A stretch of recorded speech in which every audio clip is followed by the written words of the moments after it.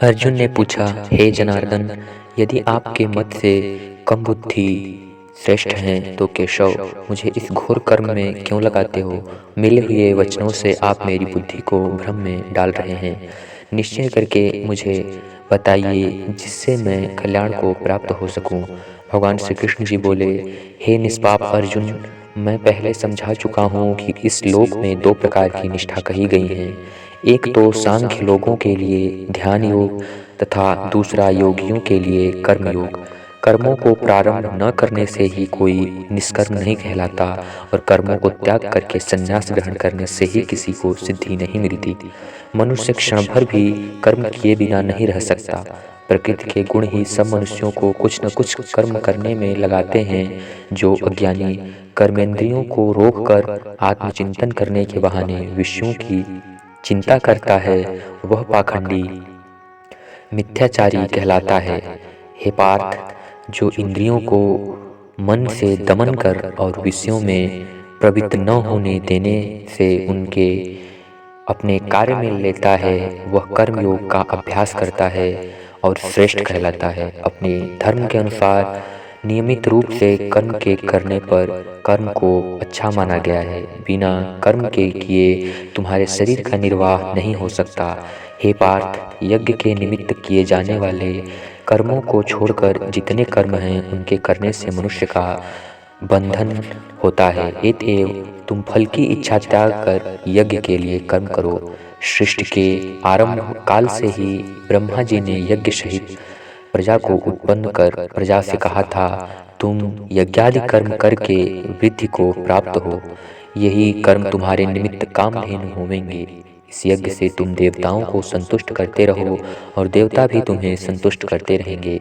इस प्रकार परस्पर बर्ताव करते हुए तुम और देवता कल्याण को प्राप्त होते रहेंगे। यह आदि कर्मों से प्रसन्न होकर देवता तुमको इच्छित सुख की सामग्रियां प्रदान करते रहेंगे, परंतु उनके लिए दिए हुए दान जो बिना उनके भोग में लाए गए हैं ग्रहण करता हुआ वह चोर है। पंच महाभाग करके जो शेष बचा हुआ भोग ग्रहण करते हैं वे पापों से मुक्त हो जाते हैं, और जो अपने निमित्त ही अन्न पकाते हैं वे पापी पुरुष पाप को ही भक्षण करते हैं। अन्न से ही प्राणियों की उत्पत्ति होती है। अन्न मेघ से उत्पन्न होता है, मेघ यज्ञ द्वारा बरसता है और यज्ञ की उत्पत्ति कर्म से होती है। कर्म की उत्पत्ति ब्रह्मा से हुई है और ब्रह्म अक्षर परमात्मा से।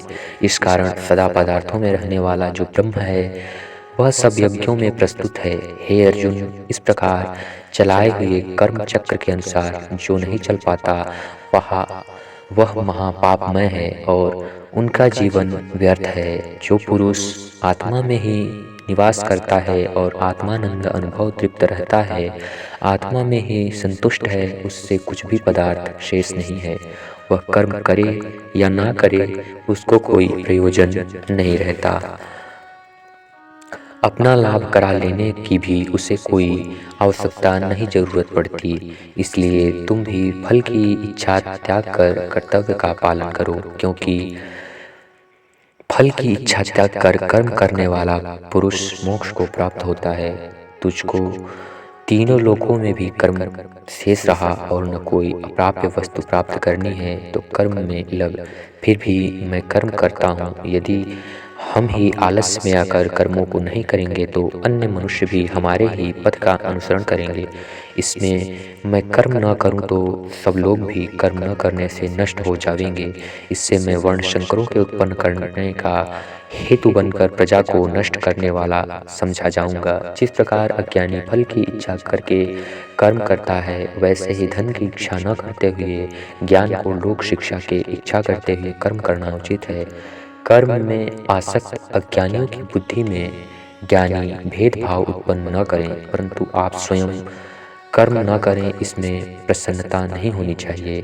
सब कर्म प्रकृति के गुणों करके ही उत्पन्न होते हैं, परंतु जिनकी बुद्धि अहंकार से भ्रष्ट है ऐसे मूर्ख लोग समझते हैं कि हम ही करता हैं, परंतु जो गुण और कर्म के विभाग का सच्चा तत्व जानता है वह ज्ञानी पुरुष यह समझकर उसमें आसक्त नहीं होता कि गुणों का यह खेल आपस में हो रहा है।